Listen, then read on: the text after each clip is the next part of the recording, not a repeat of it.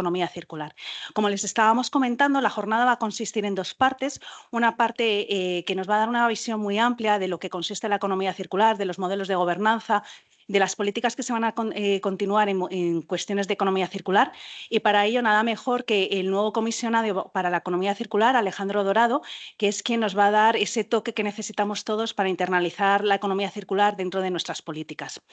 La segunda parte de la jornada consiste en la parte técnica, la parte correspondiente con la explicación de las ayudas de la convocatoria en sí misma, que recordemos aquí que se trata de la segunda convocatoria de la línea 2 del PERTE de Economía Circular. Para ello nos acompaña la Fundación Biodiversidad, que como todos ustedes saben, participan con nosotros desde dos aspectos. Uno, como entidad colaboradora para la línea general, y otra una como entidad colaboradora para la línea general y otra como entidad instructora o entidad ejecutora, con la terminología del mecanismo de recuperación y resiliencia para la línea 1, las convocatorias de plástico y de textil. Déjenme presentarles, por un lado, a Irene Díaz, que es la coordinadora de Economía Circular en la Fundación Biodiversidad. Junto con Irene están tres personas contestando las preguntas y dudas que tengan ustedes. Así podemos encontrar que está Ana Clara Merlo, Cristian y Ángela, que muy gustosamente irán respondiendo a todas las dudas que les surjan. No obstante, cualquier duda que se quede sin aclarar, ya saben ustedes que nos la pueden dirigir o bien al buzón general de la Fundación Biodiversidad o al buzón de la Subdirección General de Residuos dentro del Ministerio. Y sin más, le voy a dar paso al comisionado para que nos presente todas las cuestiones en economía circular. Muchas gracias.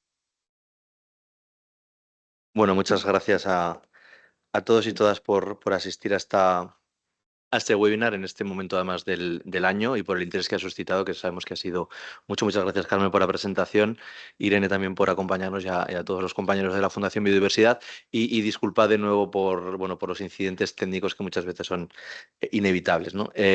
Como decía Carmen, la primera intervención, que es la mía, se dirige más, como es habitual, a presentar un poco las líneas generales de la visión que tenemos desde el Gobierno de España sobre la economía circular, desde este Ministerio para la Transición Ecológica y el Reto Demográfico, y posteriormente, tanto de la mano de Carmen como de Irene, aterrizaremos técnicamente en lo que es el contenido de la convocatoria que nos trae hoy aquí. A ver.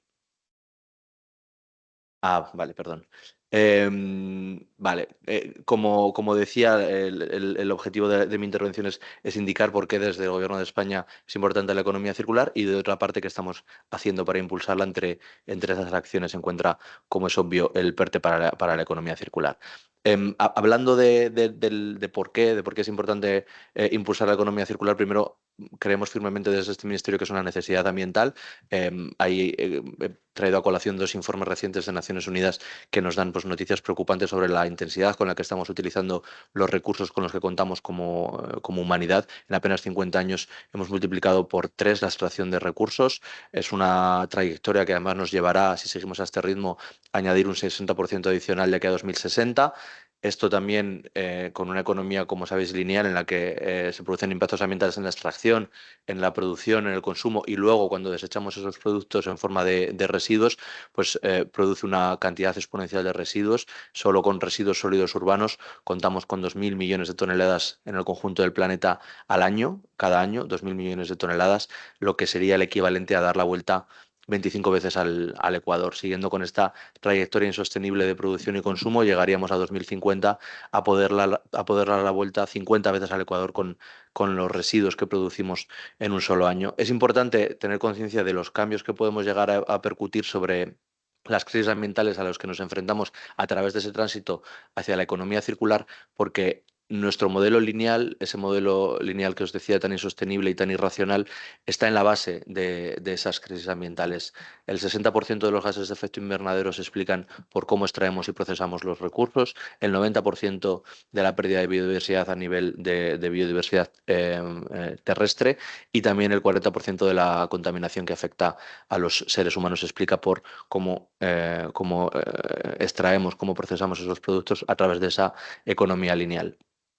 Me gusta traer a colación estas dos fotos, que mucha gente se piensa que es un error en pantalla, o Netflix, y no es ninguna de las dos cosas. Esto es un gráfico de barras sobre la crisis climática.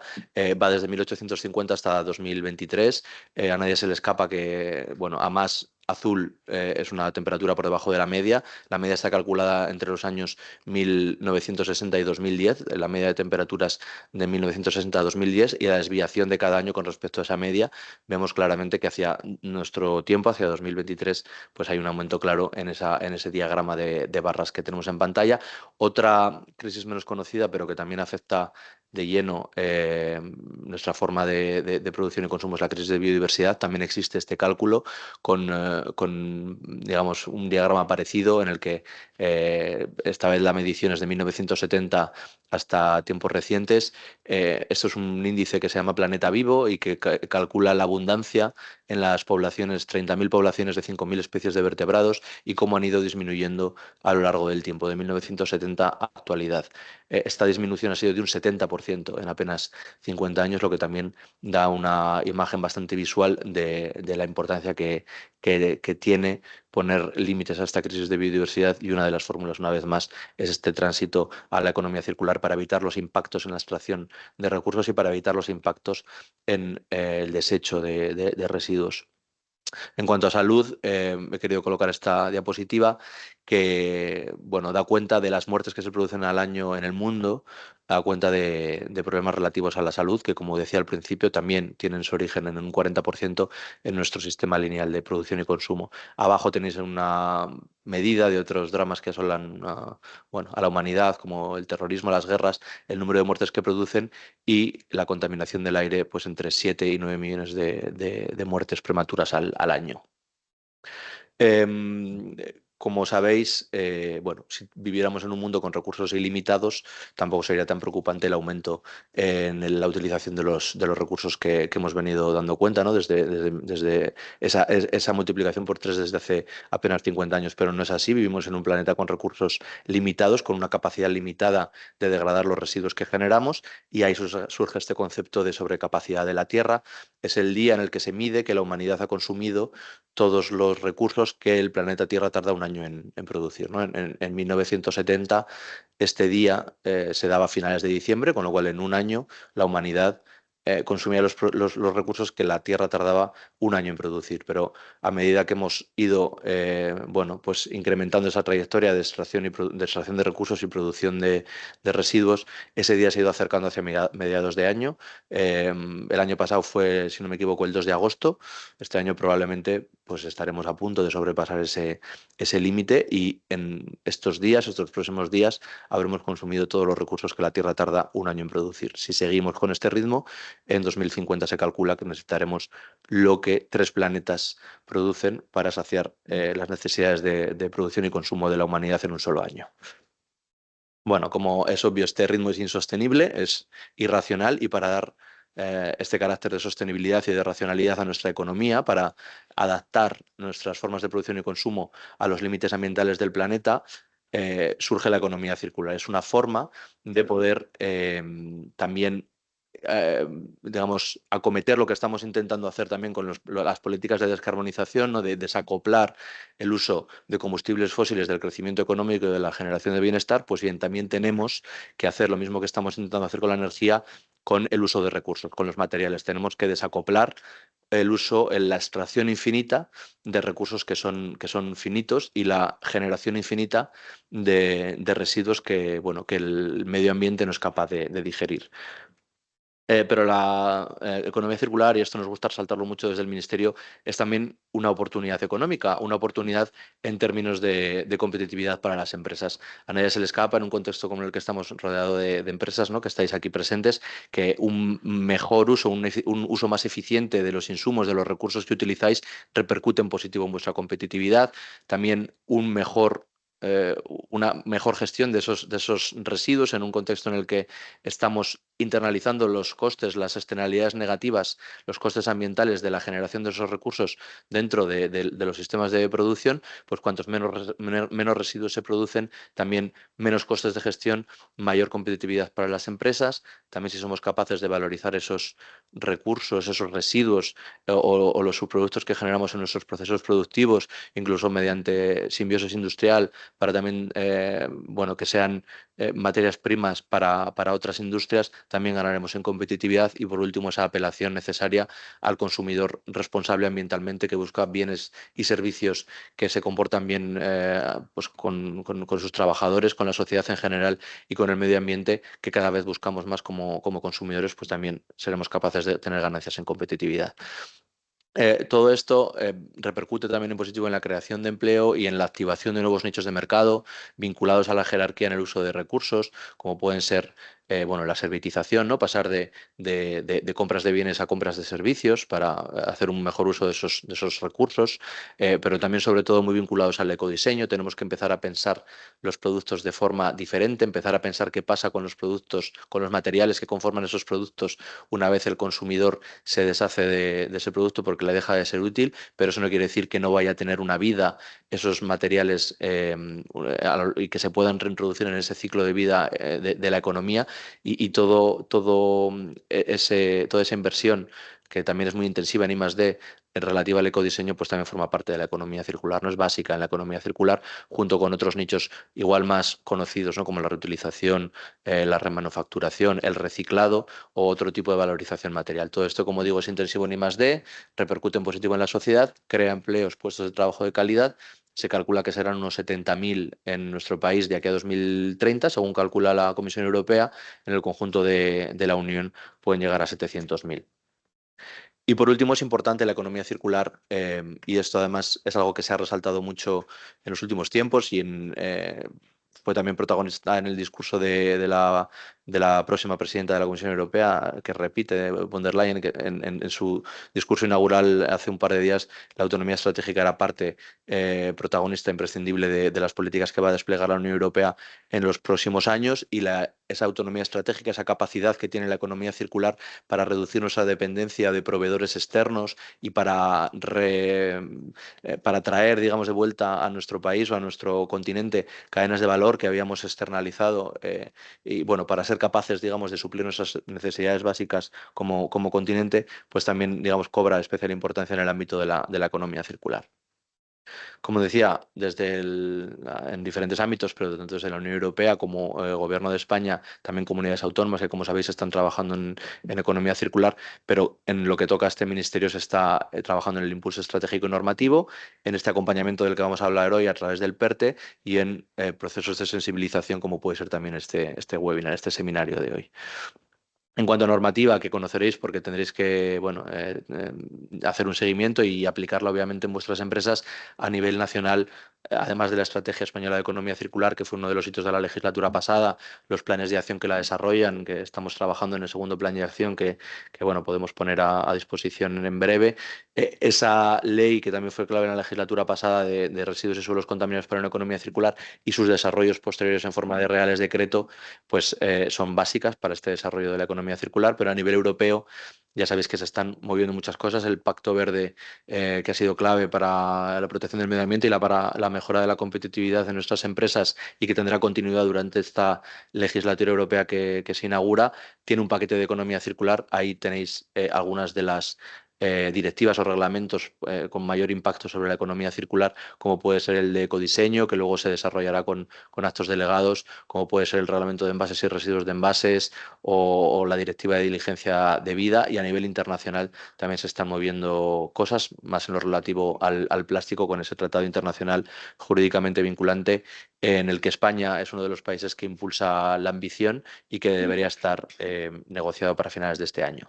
Y, como no, estas transformaciones, estos procesos que estamos intentando liderar de transformación de nuestro sistema lineal en circular, sabemos que comportan esfuerzos para el sector privado, bueno, que es una transición que no es fácil y queremos acompañar a las empresas de nuestro país, al sector privado, con este impulso que supone el PERTE, este instrumento de colaboración público-privada, dotado con 492 millones de euros, centrado básicamente en la reducción de impactos ambientales y en la mejora de la competitividad, en 4 categorías que luego se explicarán con mayor detalle, como son la investigación y el desarrollo para el ecodiseño, la digitalización en la medida en la que puede contribuir en hacer un uso más eficiente de los recursos mediante tecnologías, como decía, de servitización o de logística inversa para favorecer esa reutilización bueno, de envases o de materiales.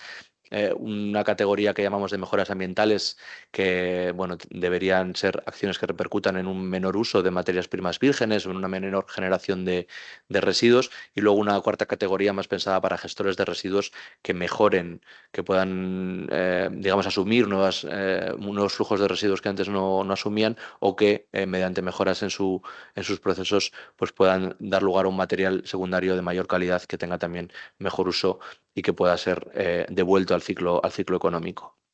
Estos 492 millones de euros se dividen en 2 líneas.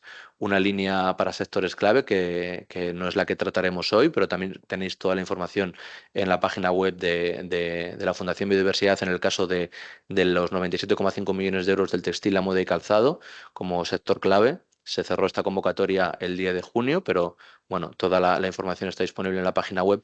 En el caso del plástico, y hablamos del plástico como material, no como cualquier empresa que utilice el plástico en su proceso productivo de comercialización, puede acudir a esta convocatoria para que resolvamos 97,5 millones de euros, que está abierta además hasta el 23 de septiembre. Y bueno, hicimos un webinar similar al que estamos realizando hoy hace unos días. También está colgado en la página de la Fundación Biodiversidad. Para estas 2 convocatorias, la Fundación Biodiversidad es, como decía Carmen, el organismo implementador. Queda por publicar una tercera línea dotada con 95 millones de euros para bienes de equipo de energías renovables, centrada en lo eólico, lo solar y en las baterías.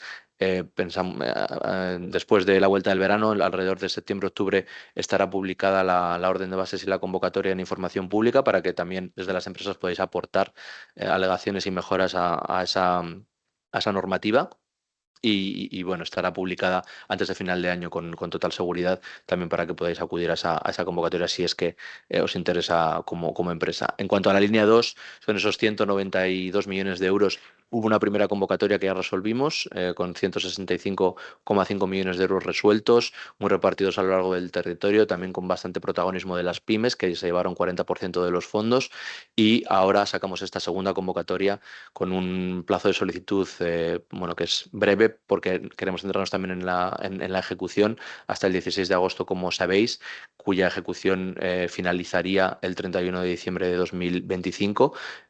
Bueno, creemos que es una oportunidad para las empresas, por eso organizamos este seminario, y ahora voy a pasar la palabra a mis compañeras para que puedan dar más detalle de esta convocatoria que nos trae hoy aquí. Muchas gracias. No sé quién, Carmen, ¿no? También, ahí tenéis. Pues nada, muchísimas gracias, Alejandro. Aquí tienen además el correo con el que pueden contactar por si necesitan cualquier cuestión. Y déjenme un momentito que vamos a poner la segunda presentación.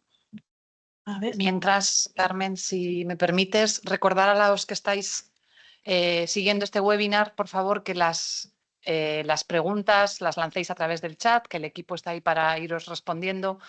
Hemos tenido al principio algunas manos levantadas, no sé si ya se ha solucionado ese problema, pero no está prevista dar la palabra en oral. Entonces, por favor, todas las dudas y todas las cuestiones las podéis poner en el chat. Gracias.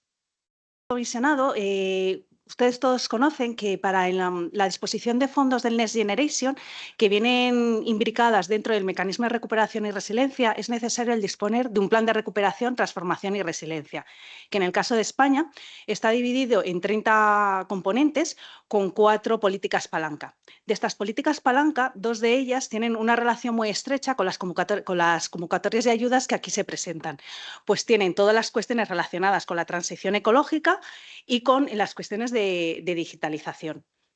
Desde el punto de vista de los componentes, nosotros nos encontramos dentro del componente 12, inversión tercera, que son todas las ayudas generales a la economía circular. Estas ayudas están completadas con una primera línea, que son la que ha comentado el comisionado, que son las correspondientes a los sectores que por unas dificultades especiales debido a los impactos que producen estos sectores por la falta de disposición de soluciones tecnológicas, es necesario hacer un refuerzo especial.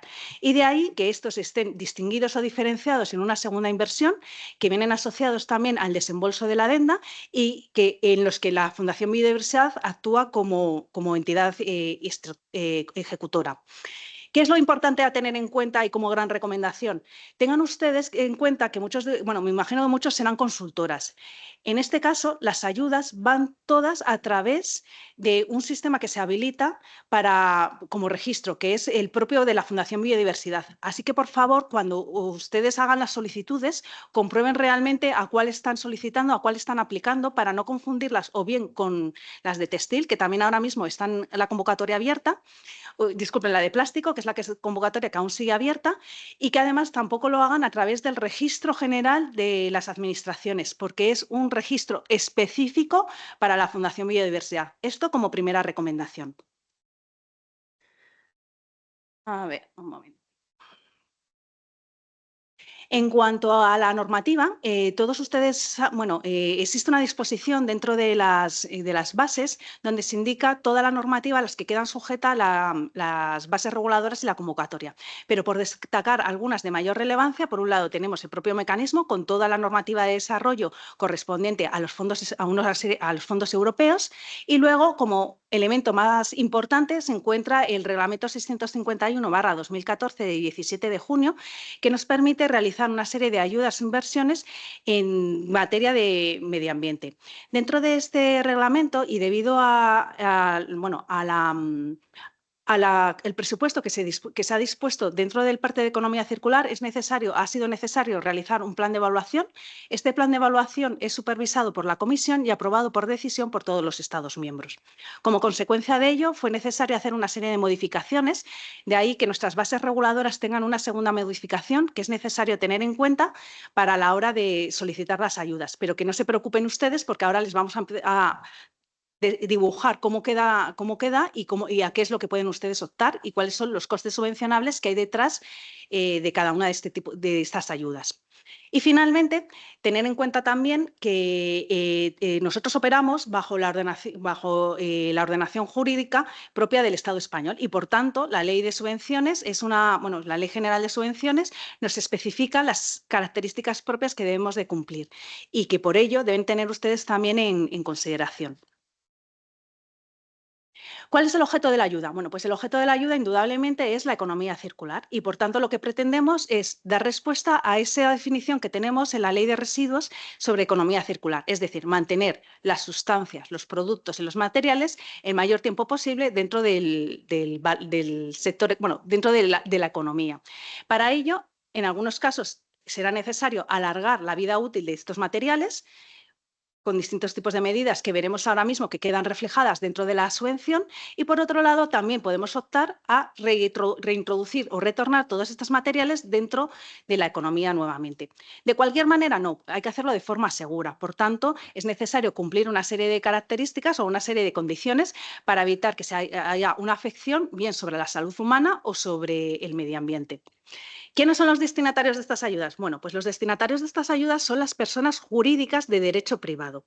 Esto es importante porque aquí no pueden optar los ayuntamientos, comunidades autónomas, empresas públicas de cualquier tipo de índole. Para ellas tienen su propio procedimiento a través de una conferencia sectorial en donde se hace un reparto a nivel territorial de las ayudas y que pueden llegar a través de ellas a las distintas entidades. Además, pueden también optar las entidades de economía social siempre y cuando éstas estén sujetas a derecho privado.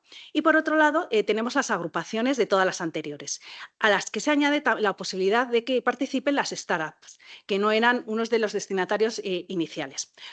Como comprobarán ustedes, a la hora de hacer las solicitudes, o a la hora de atribuir las puntuaciones, lo que se ha premiado fundamentalmente son las agrupaciones. ¿Por qué? Bueno, por lo que vemos, es necesario poder participar de forma conjunta, puesto que las soluciones en economía circular son muy complejas, son difíciles, requieren además unas grandes aportaciones desde el punto de vista monetario, lo que hace difícil que en algunas ocasiones las pequeñas y medianas empresas puedan aportar unas soluciones o optar a este tipo de ayudas. Por ello, aquí se ha dispuesto las agrupaciones para que ellas participen de forma igualitaria con las grandes empresas y que no sea una simple contrata o subcontrata que participe de forma indirecta a través de las subvenciones. De ahí el que nosotros tengamos un detalle, por así decirlo, con este modelo. A continuación también reforzamos las entidades de economía social por su aportación dentro de la circularidad, especialmente en la primera fase de la jerarquía de residuos, que es en todas las cuestiones de prevención. ¿Cuáles los elementos más importantes a tener en consideración dentro de las ayudas? Bueno, pues que el plazo de ejecución es el 31 de diciembre de 2025. Y aquí ustedes se preguntarán por qué no es el mismo. Bueno, pues si recuerdan, hemos dicho una cuestión importante. Estamos en el componente 12, inversión tercera. Este componente tiene una limitación temporal que es a diciembre de 2025, que no es la misma que la que corresponde a las otras convocatorias. Con lo cual, esto hay que tenerlo presente a la hora de presentar las solicitudes, de hacer nuestro esquema de trabajo, nuestro calendario de trabajo, porque este plazo además es inamovible. O sea, es improrrogable. Esto hay que tenerlo en consideración. A diferencia de la primera convocatoria, aquí lo que les hemos permitido a todos ustedes es poder extender todo el tipo de actuaciones hasta el final, independientemente del importe de la actuación. Segunda cuestión importante, la dotación. Bueno, pues la dotación es el remanente que nos quedaron de esos 192 millones, que es la figura que tienen ustedes en pantalla, los casi 27 millones de euros, 26,800, y es la dotación máxima que puede tener las ayudas. En cuanto a los importes individuales, es decir, a los importes que ustedes pueden optar, y se inician a partir de 100.000 euros por proyecto y llegan hasta los 10 millones de euros por proyecto y entidad. Con una salvedad, existen determinadas actuaciones en las que la cuantía máxima a la que se puede optar es un poquito más inferior, son 5 millones de euros, que son para el caso de las ayudas que van por digitalización o los estudios de viabilidad, puesto que entendemos que estos no son las actividades principales a las que va destinada la economía circular, si bien son complementarias e interesantes para poder llevar a cabo cualquier solución de carácter circular. En cuanto a la intensidad, bueno, pues la intensidad también tiene una variación del 15 al 60. ¿Y por qué? Bueno, pues esto es dependiendo de los artículos a los que nosotros nos sujetamos dentro de ese reglamento de exención por categorías. Y luego, por otro lado, a la tipología de empresa. En general, las pequeñas y medianas empresas siempre están premiadas frente a las grandes empresas. Por ello, deberán ustedes comprobar inicialmente cuál es, según su categoría y según su tipología de empresa, cuál es el porcentaje al que se pueden ustedes unir. ¿Qué pasa en el caso de agrupaciones? Bueno, pues las ayudas son al beneficiario final, es decir, a cada una de las entidades que forman parte de la agrupación. Esto significa que las características de esa entidad es la que nos define, disculpe, es la que nos define la intensidad de la ayuda. ¿Qué otras cosas más hay que tener en cuenta respecto a la intensidad de la ayuda? Bueno, nosotros en las ayudas, como entendemos que la economía circular en determinados tipos de solicitudes o determinados tipos de inversiones, las cuantías pueden ser muy elevadas, hemos permitido que exista la complementariedad. Es decir, que estas ayudas pueden ser complementarias a otras ayudas que se reciban, a otros programas financieros, porque ya bien sean aprobados por parte de la propia Unión Europea, por parte de las comunidades autónomas o de cualquier otra entidad. Esto significa que aunque se permita, lo que no puede existir es una doble financiación. Es decir, que el mismo gasto no puede ser financiado dos veces por distinto tipo de ayudas.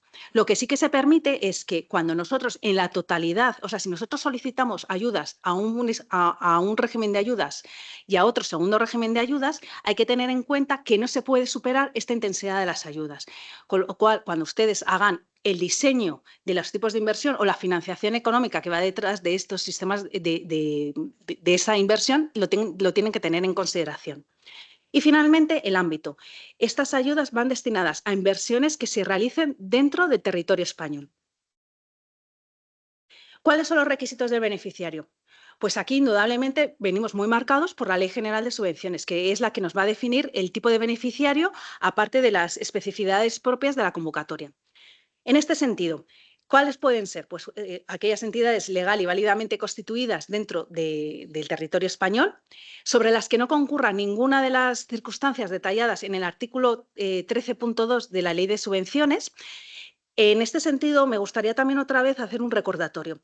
Ustedes, este artículo 13.2 hace un llamamiento a que tienen, pues indudablemente, que estar al corriente del pago de sus obligaciones fiscales y de la seguridad social. Los certificados los pueden presentar ustedes mismos o pueden decidir que la consulta se haga por parte de la Administración. Nuestra firme recomendación es que las hagan ustedes. Y esto es porque en muchas ocasiones no son conscientes de que tienen pequeñas deudas o aplazamientos o cualquier otra cuestión que nosotros no podemos determinar, pero sí que nos aparece como que hay un impago. Esto da lugar a que les podamos considerar como no aptos, como no beneficiarios, y puede dar lugar a problemas. Indudablemente es una pena que presenten ayudas que son muy interesantes, pero que por razón de incumplimiento de la propia normativa no puedan ser seleccionados.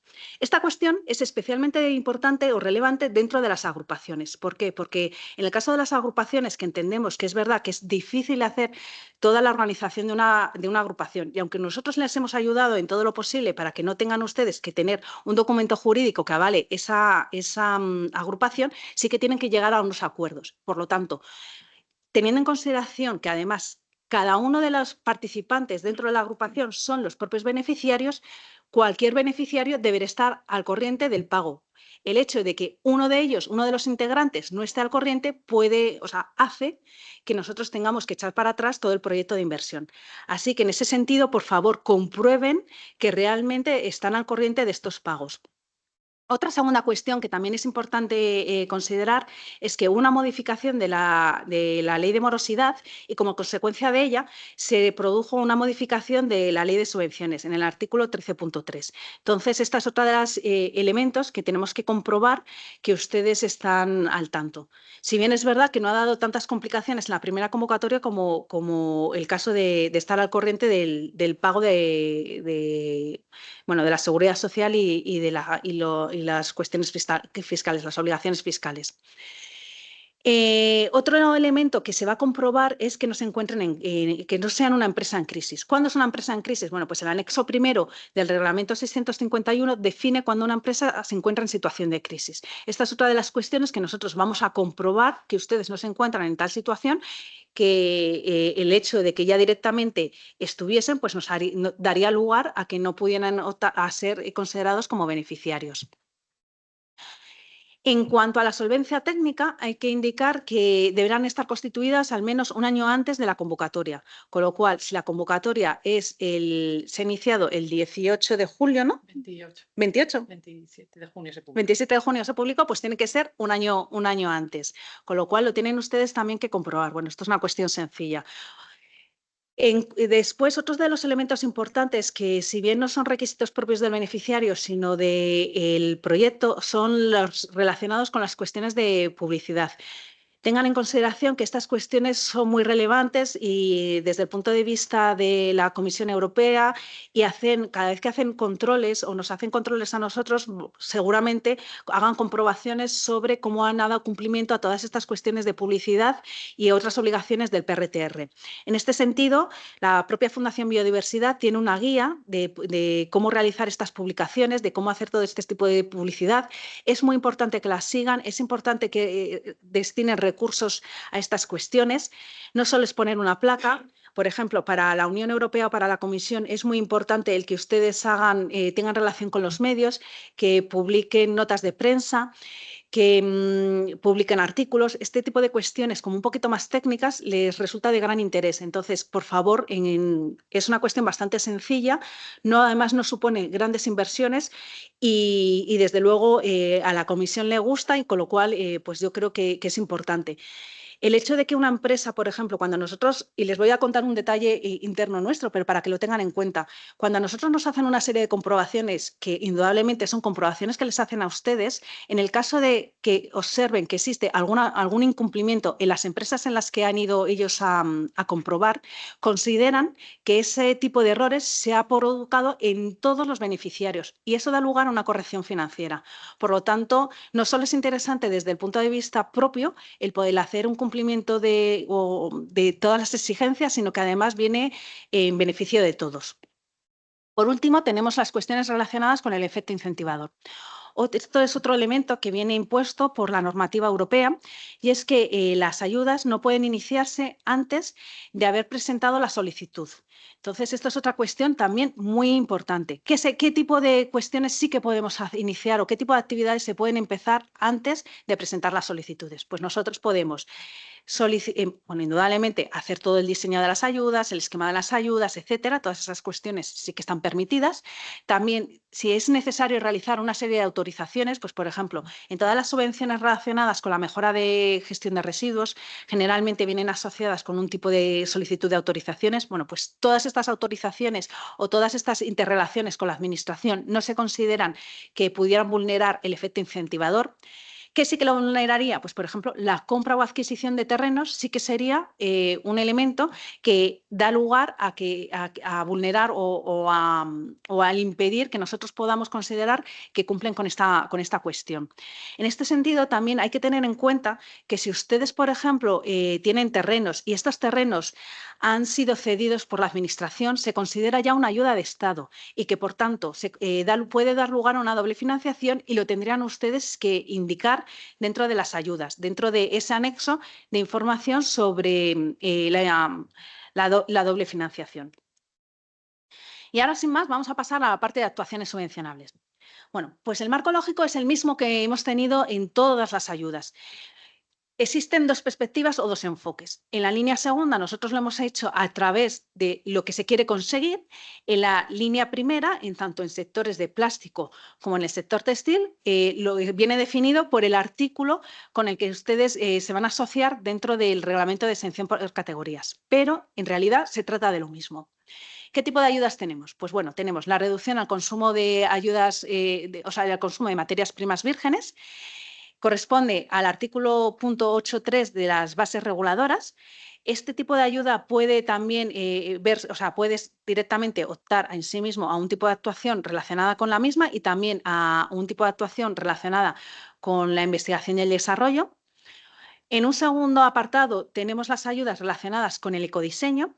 Vienen definidas dentro del artículo 8.5 de las bases reguladoras. Aquí sí que tienen que tener en consideración que este elemento fue objeto de modificación de las bases, por lo tanto, tienen que mirar de forma complementaria la orden modificadora de las anteriores y dentro de esta medida solo es posible para investigación y desarrollo.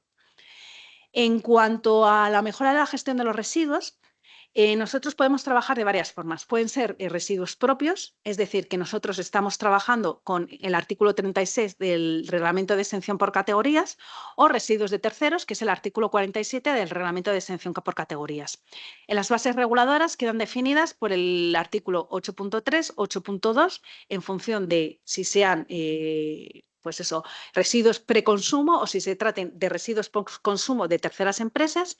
Y este tipo de ayuda también permite el hacer ayudas de I+D. Y por último tenemos como cuarta opción la transformación digital de procesos, que viene definida por el artículo 8.4 de las bases reguladoras. ¿Qué actuaciones no son subvencionables? A ver, no son subvencionables todas aquellas actuaciones que se financian con otros programas, con otras líneas. Indudablemente toda la línea 1, es decir, no se puede solicitar ayudas que vayan relacionadas con textil. En esto quitamos como excepción colchones. Los colchones sí que entrarían por esta línea. No son subvencionables tampoco todas las líneas de plástico y aquí además es importante tener en cuenta el porcentaje de material que interviene. Todos sabemos que muchos componentes, muchos materiales o muchos productos tienen una parte plástica o de polímeros plásticos y otra parte que son de otro tipo de materiales o que, por ejemplo, nos encontramos ante composites, etcétera, etcétera. Entonces, lo que hay que ver es la composición final del producto. Si los polímeros plásticos superan en un 50% en volumen o en peso el total del producto, entonces tienen que ustedes que dirigirse a las ayudas del plástico. En caso contrario, tendrían que mantenerse dentro de estas ayudas. Ténganlo muy en cuenta porque además ahora mismo están abiertas ambas convocatorias. Indudablemente, todas las ayudas que son correspondientes a los equipos de energías renovables tampoco forman parte de estas ayudas. ¿Qué encontramos aquí? Bueno, pues encontramos pilas de acumuladores y aquí viene otra excepción. Las pilas de acumuladores que van para las ayudas específicas son las asociadas al ion litio. Por tanto, todas aquellas baterías las baterías químicas de plomo-cadmio son de esta convocatoria. Las que no serían de esta convocatoria serían las de ion litio. Y el resto, pues bueno, no crea tanto problema porque serían las placas solares y los aerogeneradores. ¿Qué otro tipo de ayudas no forman parte de esta convocatoria? Bueno, pues todas las relacionadas con la regeneración de aguas residuales. Esto no sería válido para ninguna de las convocatorias. Nosotros nos dedicamos fundamentalmente a determinado tipo de materiales. Entendemos que existen otro tipo de ayudas que van más dirigidas a la depuración de aguas y que además tengan ustedes en consideración que en aplicación del Reglamento 651 nosotros debemos ir mucho más allá, como ahora explicaremos. Por tanto, las ayudas nuestras no van dirigidas a la depuración de aguas. Sí que se podría, por ejemplo, la recuperación de materiales en la depuración de aguas, pero solo esa parte, la correspondiente a la recuperación de determinadas sustancias dentro de las aguas, no a un proyecto de depuración de aguas en sí misma. Otros elementos que no formarían parte de las ayudas, bueno, pues la valorización de residuos para usos energéticos. Estas ayudas no van dirigidas a la producción de portadores energéticos.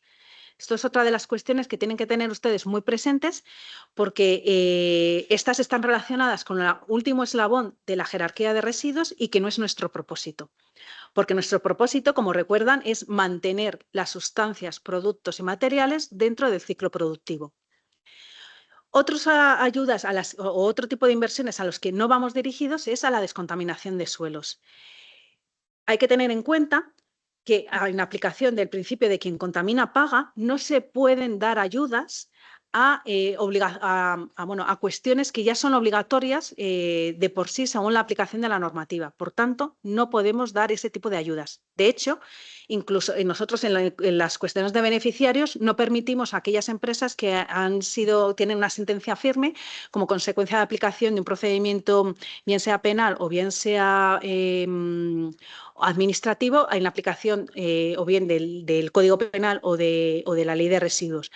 Por tanto, tengan ustedes en consideración que nosotros no podemos aplicar a algún tipo, a ayudas en las que ya es obligatorio aplicando este principio. Otro elemento que es muy importante, todas las actividades tienen que cumplir con el principio del DNSH. A modo así como de resumen, de forma muy sucinta, a tener en cuenta que nosotros no podemos dar ayudas a vertederos. No podemos dar ayudas a incineración, quitando la excepción de recuperación de materiales de cenizas. No podemos dar ayudas a mejoras de las CMBs, quitando determinadas excepciones cuando hay mejoras de eficiencia energética, que no es nuestro caso, porque nosotros no vamos dirigidos a la eficiencia energética, o cuando están relacionadas con mejora de la separación de la fracción orgánica. Y por otro lado, también hay que tener en cuenta el uso de combustibles dentro de las maquinarias, que es otro de los elementos que tiene muy presente la Comisión Europea. Y por último, hay que tener en cuenta que nuestras ayudas, como hemos dicho, no van dirigidas a hacer una restauración de un daño ambiental, porque para ello se aplica el principio de quien contamina paga, y lo que vamos haciendo es que hay que ir mucho más allá. Entonces, todas las ayudas que vayan relacionadas con el artículo 36 tienen que ir por encima de las obligaciones legales, considerando como obligaciones legales las que vienen definidas por la propia normativa de la Unión Europea, no la normativa nacional, sino la normativa europea. Y tampoco en las ayudas que van definidas por el artículo 47, que es el de la mejora de la gestión de los residuos, tenemos que mejorar la técnica que es, bueno, la técnica común que hay habitual ahora mismo en el mercado de la Unión Europea. Bueno, pues dichas todas estas consideraciones generales, vamos a ir explicando paso por paso cada uno de los tipos de ayudas. La reducción del consumo de materias vírgenes. Bueno, pues este tipo de ayudas lo que busca es dos cosas. Por un lado, la mejora de la eficiencia de los materiales. Es verdad que en el caso de España tenemos unos valores muy elevados, nos encontramos en una situación media muy superior a la de otros países europeos, similares, por ejemplo, a de países como Italia, como Holanda, pero si bien, y como recuerdan, pues nosotros tenemos una situación de una deficiencia desde el punto de vista de recursos que nos hace pues, seguir trabajando en esta línea. Por lo tanto, todas estas cuestiones sí que son financiables. Dentro de la mejora de la eficiencia de los materiales no estarían incluidos aquellos que están relacionados con el recurso hídrico ni con cuestiones de carácter energético. Por otro lado, nosotros buscamos el reducir la generación de residuos. Una de las formas es la utilización de materias primas secundarias. Por tanto, se permite el uso de subproductos y también por ejemplo, el uso de productos o materiales que hayan obtenido la fin de condición de residuo. En este sentido, el hecho de que existan ayudas no significa que nosotros podamos provocar o vulnerar cualquier cuestión que viene definida dentro de la normativa. Para poder utilizar un subproducto, una fin de condición de residuo o un residuo en sí mismo, debemos de cumplir toda la normativa, bien nos corresponda a la normativa correspondiente al régimen de producto o al régimen de residuo, pero no nos exonera del cumplimiento de la misma. Y por último, tenemos la remanufactura de productos para, bueno, pues para ayudar a esta prevención de la generación de residuos. ¿Cuál es la segunda tipología? Bueno, dentro de la segunda tipología tenemos el ecodiseño, que una vez más recordemos que es definida más para la investigación, desarrollo e innovación. ¿Qué es lo que aquí hay que tener en consideración? Bueno, nosotros, en primer lugar, indicarles, porque esta es otra de las consultas y dudas que nos suelen hacer, que por qué no vamos dirigidos hacia las OPIs. Bueno, pues por varias razones. Primero, las que son de carácter público, porque nosotros indudablemente no tenemos ese destinatario. Y por otro lado, porque buscamos que las empresas privadas cada vez se involucren y dediquen más presupuesto a las cuestiones relacionadas con investigación y desarrollo, entendiendo que esta es una actividad necesaria para poder avanzar en cuestiones de economía circular y encontrar soluciones a muchas de las dificultades que hoy en día nos encontramos. De ahí la razón que nosotros no vayamos dirigidos a este tipo de público. Y por otro lado, por razones de competencia. Al fin y al cabo, nuestro ministerio no es el ministerio que se dedique a estas cuestiones. Pero sí que entendemos que son muy necesarias e importantes dentro de la economía circular, de ahí que las hayamos permitido. En el caso de ecodiseño, lo que se busca es dar cumplimiento a lo que recientemente se ha aprobado dentro del reglamento de ecodiseño, es decir, a mejorar las características del producto para que éste tenga un mejor comportamiento ambiental. Este comportamiento puede ser o bien durante la fase de producto o durante la fase de uso o durante la fase de gestión de residuo. Hay que tener en cuenta que al fin y al cabo el 80% de los impactos se producen durante la fase de diseño. En función de cómo nosotros hagamos este diseño, se va a ir repercutiendo a lo largo de los distintos eslabones. ¿Qué es lo que buscamos aquí? Bueno, pues el aumento de la vida útil. Dentro de esta, ¿cómo puede ser? Pues, por ejemplo, mejorando, facilitando la reparabilidad de los productos que nosotros pongamos en el mercado. Una de las maneras que se puede hacer sin evitar provocar un dolo sobre la economía es por medio de la servitización, de ahí que nosotros también lo incluyamos como una de las medidas fundamentalmente relacionadas con las cuestiones de digitalización, pero bueno, que aquí, al fin y al cabo, aquí se puede investigar cómo realizarlo. También podemos buscar productos que no sean de un solo uso, que sean reutilizables, modelos de reutilización.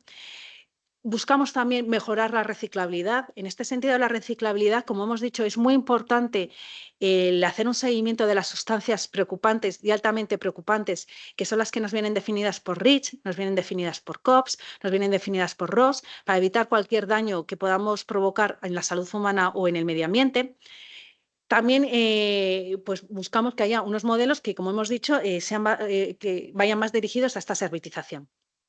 ¿Cuáles, por así decirlo, las ayudas estrella en las que normalmente tenemos más solicitudes? Bueno, pues son la mejora de la gestión de los residuos. Estas ayudas pueden ser o artículo 36 o 47.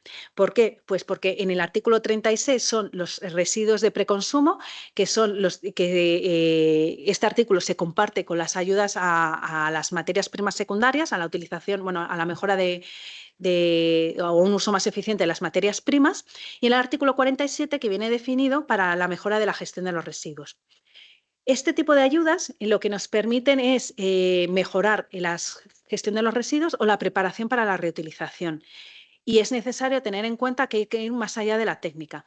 Dentro de este tipo de ayudas también se pueden trabajar sobre cuestiones de I+D. Y perdónenme que antes no les he comentado que en las relaciones con la parte de la mejora de la gestión de, de los usos de los materiales, que como hemos dicho vienen definidos por el artículo 36, es necesario también cumplir la normativa, ir más allá del cumplimiento de la normativa. ¿Qué significa esto? Que si yo tengo una obligación que directamente a mí como empresa, como proceso productivo, tengo una obligación legal de cumplir, tengo que ir más allá. Generalmente esta viene definida fundamentalmente por toda la normativa de emisiones, que es la que me va a decir el parámetro dentro de los rangos, es el límite inferior el que yo tengo que cumplir. A partir de allí, cualquier mejora podría ser financiada. Y por último, tenemos las ayudas definidas o relacionadas con la transformación digital. Dentro de estas, pues lo que, bueno, indudablemente es muy importante y muy relevante todas las cuestiones de trazabilidad, máxime cuando ya se ha aprobado el reglamento de ecodiseño. Esta trazabilidad puede ser sobre los productos, sustancias, materiales y residuos. También va dirigida hacia nuevos modelos de negocio basados en la servitización, hacia los servicios de retorno de productos usados para poderlos reutilizar, remanufacturar o reciclar, o hacia servicios basados en la tecnología de impresión 3D para reducir la generación de residuos. ¿Cuáles son los criterios de valoración? Bueno, pues aquí, y como todo, siguiendo el mismo marco o el mismo sistema que hemos empleado para las dos bases reguladoras que tenemos, tanto la línea 2 como la línea 1, tenemos dos partes. Una que son los criterios de entidad y otras los criterios de proyecto. ¿Por qué esta diferenciación? Bueno, pues lo que buscamos en cierta forma es reducir el impacto sobre el mercado único. Es decir, que aquellas empresas que ya tienen una andadura, una mejora ambiental, no provocarlas, ayudarlas también a que participar dentro de estos procesos de ayuda o de mejora, puesto que hay que considerar que para ellas cualquier mejora va a ser un poquito más complicada que para el resto. Aquí tendríamos, por un lado, la tipología de empresa, de entidades, que tenemos hasta 10 puntuaciones. Recuerden que las agrupaciones de entidades de economía social son aquellas que tienen mayor puntuación, seguidas por las pymes. Después tenemos también los subsectores prioritarios en función del CENAE, es decir, aquellos sectores en los que nosotros hemos detectado que hay mayor necesidad de trabajar en cuestiones de circularidad y en las que nos queremos enfocar especialmente, de ahí que los reforcemos sobremanera. Por otro lado, tenemos la experiencia acreditada. Lo que se busca es que debido a que, bueno, en cierta forma, la economía circular es es una política nueva, son soluciones complejas, pues bueno, damos prioridad o premiamos a aquellas empresas o entidades que ya están en el sector y que tienen más garantías de hacer las cosas de forma correcta y conforme a la normativa, con el cumplimiento de la misma. Por otro lado, tenemos una serie de criterios, tanto ambientales, criterios sociales y en el fondo también que afectan a la cadena de valor, que lo que intentan es ayudar a todas aquellas empresas que ya tienen un comportamiento ambiental superior, pues el poderlas premiar. Y de ahí que, bueno, que todas estas cuestiones sean incorporadas en estas dos últimas puntuaciones.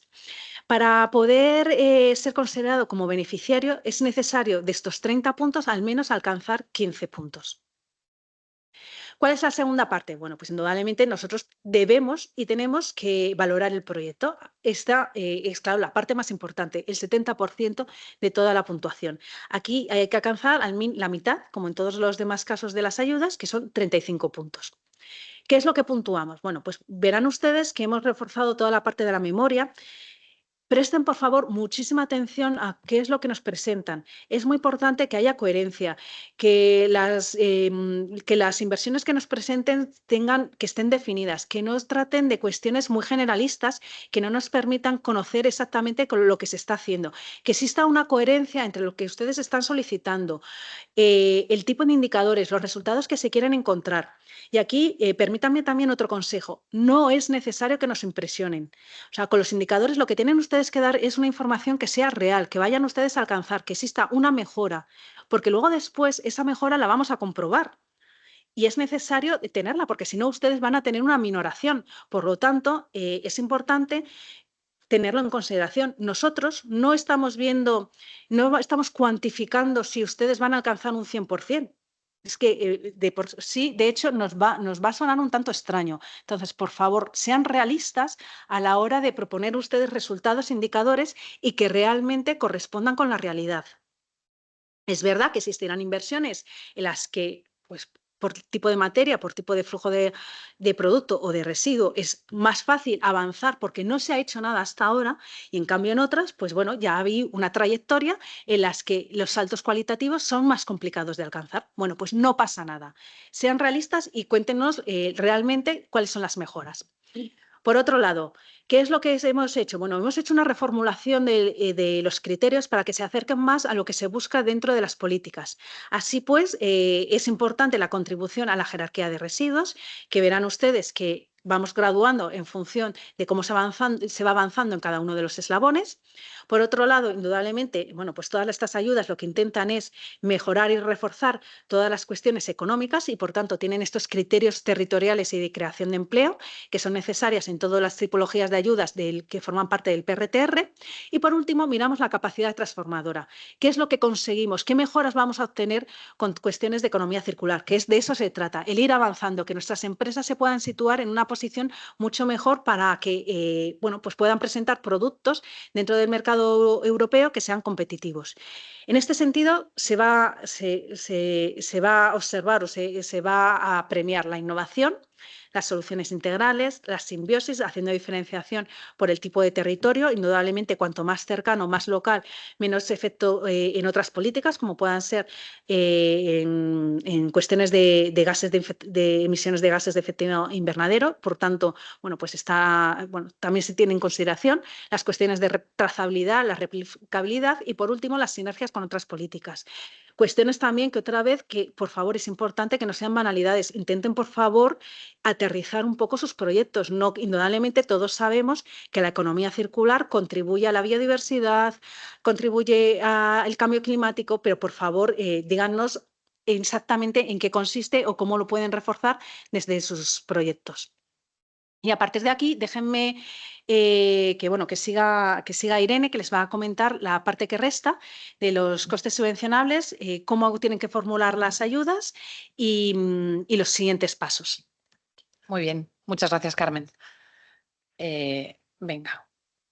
Bueno, vamos a explicar un poco en este bloque qué costes son subvencionables. Como ha comentado antes Carmen, aquí estamos muy encorsetados por el Reglamento General de Exención de Categorías, por el 651/2014, y en realidad es el que determina en gran medida qué costes son subvencionables y qué costes no son subvencionables en función del artículo. Hay una serie de consideraciones generales, los que ya estáis familiarizados con las convocatorias de ayudas, pues siempre es lo mismo, es bastante habitual. Lógicamente tienen que ser costes que están relacionados de manera indubitada con la actividad objeto de la ayuda, no pueden ser contraídos, que lo ha comentado también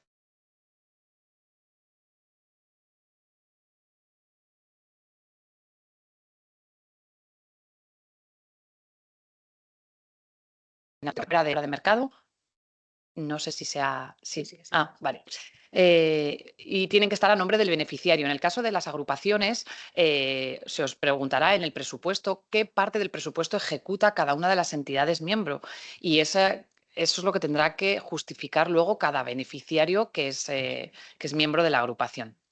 Lógicamente tienen que estar bien justificados y acreditados mediante documentos de gasto, facturas únicas, no vale facturas donde además de gastos asociados al proyecto se incluyan gastos de otros proyectos o otros costes generales de la empresa. Tienen que indicar esa factura a qué instrumento financiero responde y en el caso de obras sí que se admiten facturas parciales, pero hay que tener en cuenta que al final de la obra necesitamos un certificado del constructor diciendo, el que haya ejecutado la obra, diciendo el fin de obra, ¿no? De que se ha pagado todo y de que se ha ejecutado todo.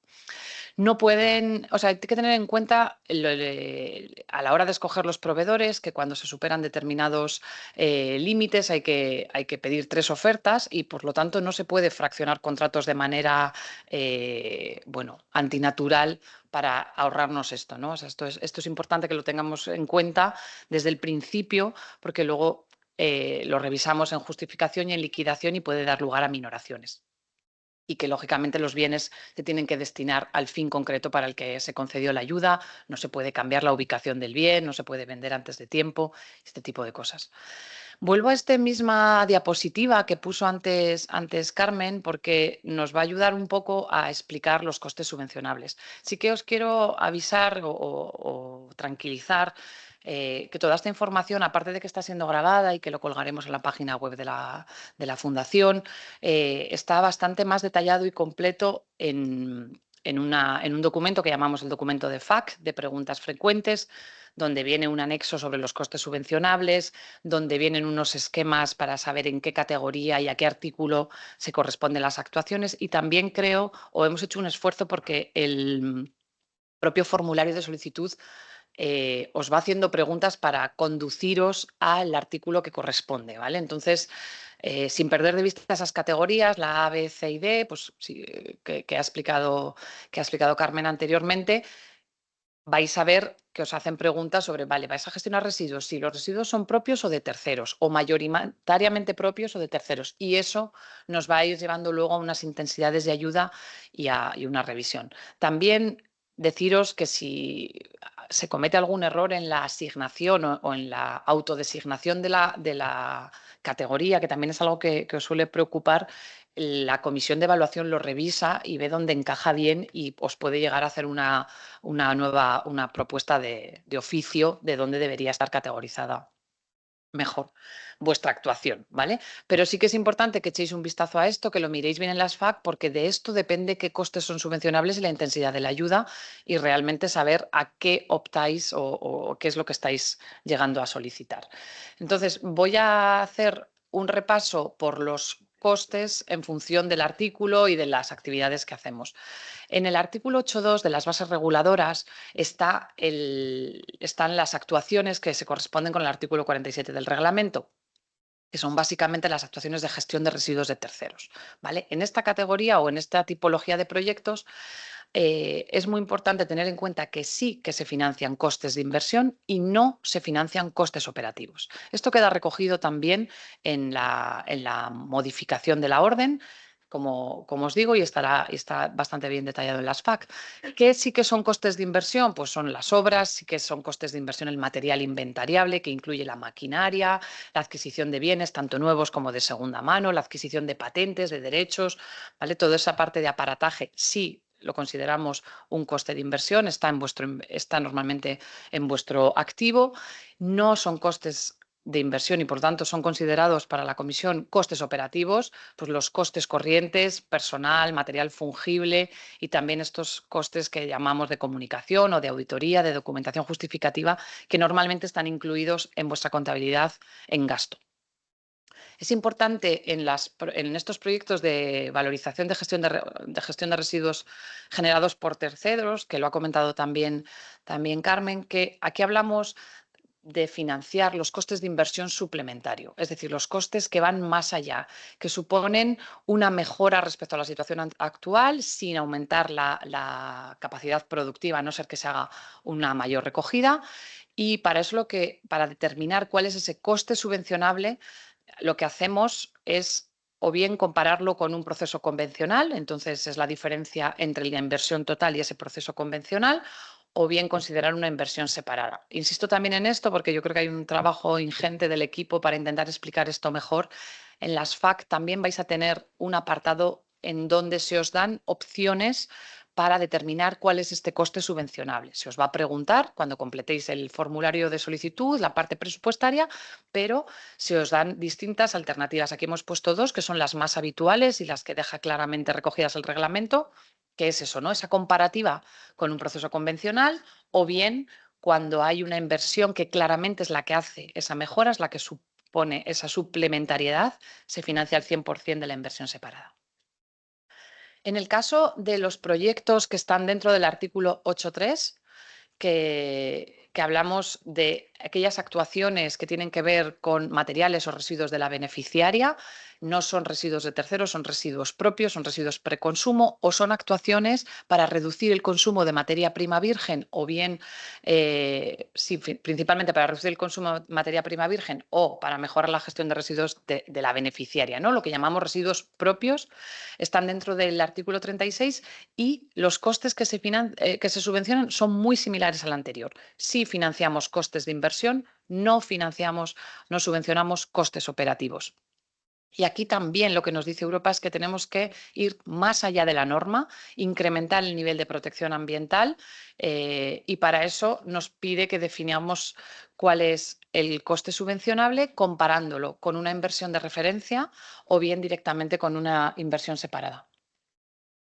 En el caso de los proyectos de digitalización, aquí estamos dentro de otro artículo del reglamento, es el artículo 29 del reglamento y está también recogido en el artículo 8.4 de las bases.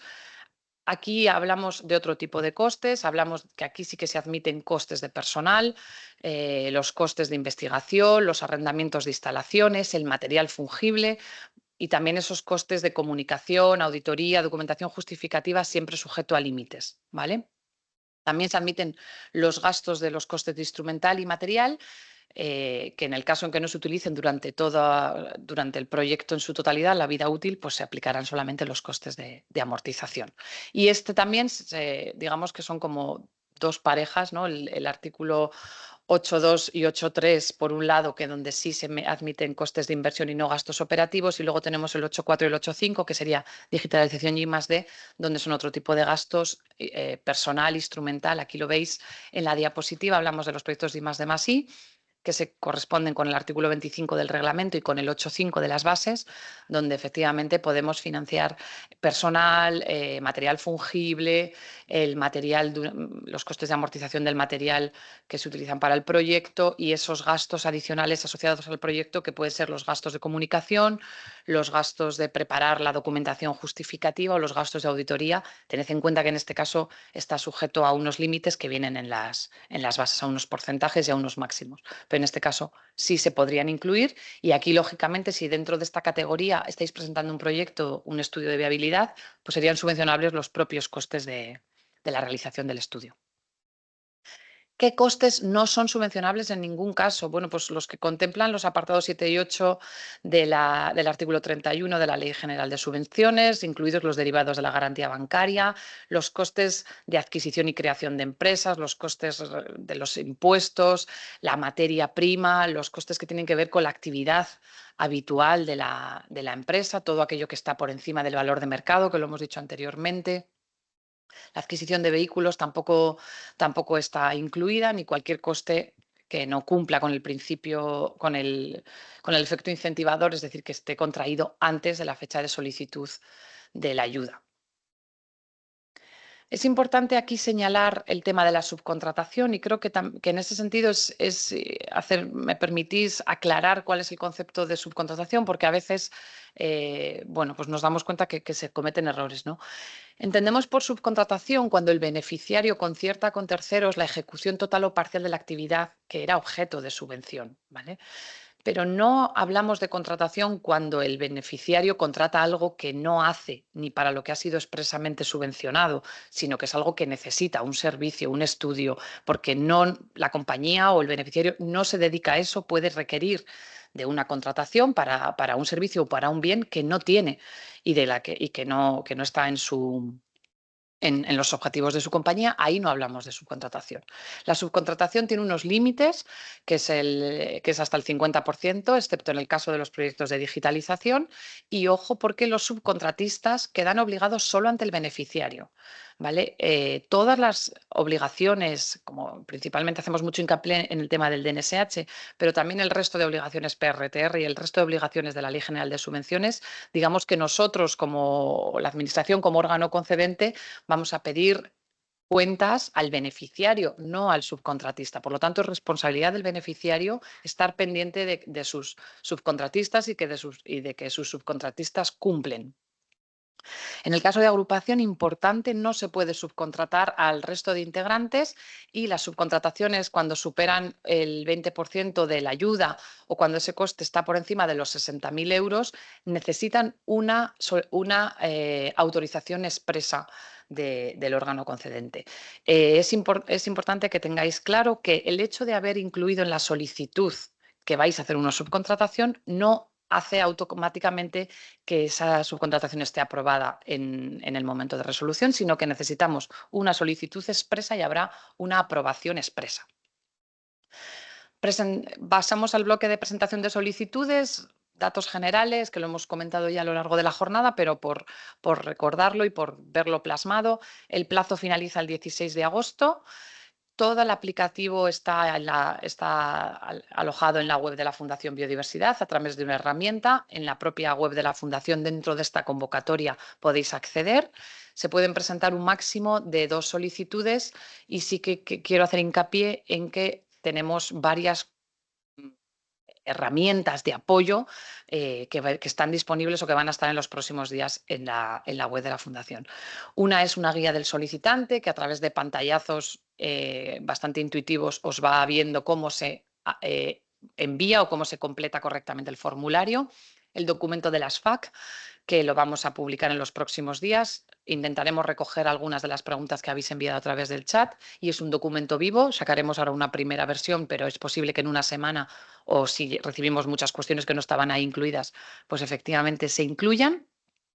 La propia grabación de este webinar que quedará alojado también en la web y a través del correo electrónico que muchos ya estáis utilizando y al que intentamos daros contestación en 2 o 3 días si no hay mucho problema. Es importante a la hora de hablar de las solicitudes que tengamos claro que debemos utilizar los formularios habilitados para ello. No podemos enviar una memoria aparte o no utilizar el formulario, como ha dicho Carmen, a través del modelo de registro que está ahí, que se completa directamente en la herramienta informática y que es importante contar con un certificado electrónico para hacerlo y que la persona que firma la solicitud y toda la documentación aportada, que es bastante, debe tener representación suficiente. Tened en cuenta que toda la documentación necesaria que acompaña, digamos, al propio formulario de solicitud está recogido en el artículo 10 de la convocatoria. Creemos que está bastante claro ahí o hemos procurado que esté bastante claro. Hay documentación que es para todos los miembros, si es una agrupación, para todos los miembros. Hay documentación que es solo para el proyecto, porque es de, pues eso, pues por ejemplo, el acuerdo de agrupación o el cuestionario de autoevaluación del DNSH. Eso aplica al proyecto. Y hay otra documentación que es importante también aportar, que es necesaria para obtener la puntuación de criterios de entidad, como puede ser un certificado ambiental o una declaración de la experiencia, y que tened en cuenta que es importante también aportarla porque eso es lo que os da los 15 de los 30 puntos que ha comentado antes Carmen, esos criterios de entidad que son un requisito para, digamos, para seguir adelante con la evaluación. Como veis, bueno, esto es un pantallazo de cómo está ahora mismo la web. En la parte de la derecha, según yo veo la pantalla, se seguirán añadiendo cuestiones, así como las publicaciones relacionadas, pues el requerimiento de subsanación, por ejemplo, todo se publica en la página web. Y también ahí en la parte izquierda inferior, pues tenéis el botón de presentar solicitudes que os lleva al formulario de solicitud al que tenéis que entrar con un certificado, como os he dicho antes. ¿Cuáles son los próximos pasos? Un poco porque veáis el cronograma. El plazo de solicitud finaliza el 16 de agosto. La resolución está prevista en 6 meses, por lo tanto, si todo va bien, resolveremos en febrero del año 2025. En ese periodo pasan cosas, hay que estar atentos, hay requerimientos de subsanación, se hace una revisión de los requisitos administrativos, se hace una primera publicación de una propuesta de resolución provisional, una propuesta de resolución definitiva. Todo eso pasa antes de la resolución, que es la resolución es la que realmente da derechos y obligaciones del beneficiario. Antes no, pero sí que es verdad que eso antes a veces hace el pistoletazo de salida para que algunas entidades decidan ir para adelante con el proyecto. En cualquier caso, insisto en esto, el plazo de ejecución es a 31 de diciembre de 2025. Somos conscientes que es un plazo corto, pero buscamos proyectos que tengan, digamos, ya, que ya estén sobre la mesa, que estén relativamente maduros en la empresa y que necesiten ese empujón, o a los que este empujón les pueda ayudar para ejecutar, y que podéis empezar a ejecutar desde el día siguiente de enviar vuestras solicitudes. Y luego tendremos 2 meses para la justificación. Aquí tenéis también el correo de Economía Circular de la Fundación Biodiversidad, que es al que estamos recibiendo todas las dudas, y al que podéis dirigir vuestras dudas. El equipo sí que ahora mismo está contestando, el equipo que tenemos aquí en sala de apoyo de la Fundación está contestando a las preguntas que están llegando a través del chat, pero quizá las respuestas a través de un chat no sean todo lo precisas que os gustaría o todo lo detalladas que os gustaría, y lo que os instamos es a volver a lanzar esa pregunta a través de este correo para que podáis recibir una respuesta más detallada. Y por mi parte, nada más. No sé si, Carmen, ¿quieres? ¿Cerramos? Pues nada, muchísimas gracias Alejandro por estar aquí con nosotros, muchísimas gracias a la Fundación, a Irene, en la titular, ¿no?, de Economía Circular, que es Irene, por ese apoyo que nos muestran y que al fin y al cabo estas son unas ayudas que es verdad que son muy amplias, son muy complejas, pero que entendemos que son necesarias y que hemos diseñado para que realmente puedan ayudar a mejorarnos a todos nosotros. Sin más, cerramos la jornada. Seguiremos respondiendo durante 5 o 10 minutos más para todas las preguntas que puedan aún haberse puesto en el panel, y a continuación pues ya finalizamos del todo, cerraremos la sesión. Si ustedes tienen cualquier otra consulta, pues no duden en contactar con nosotros. Existen muchos medios, el buzón del comisionado, el buzón de la Fundación, nosotros mismos, y esperemos que presenten cuestiones, que estamos seguros que así será, muy interesantes, muy importantes, muy relevantes, y aprovechen toda la experiencia y conocimiento que han adquirido en la primera convocatoria. Muchas gracias y pasen todos un buen día.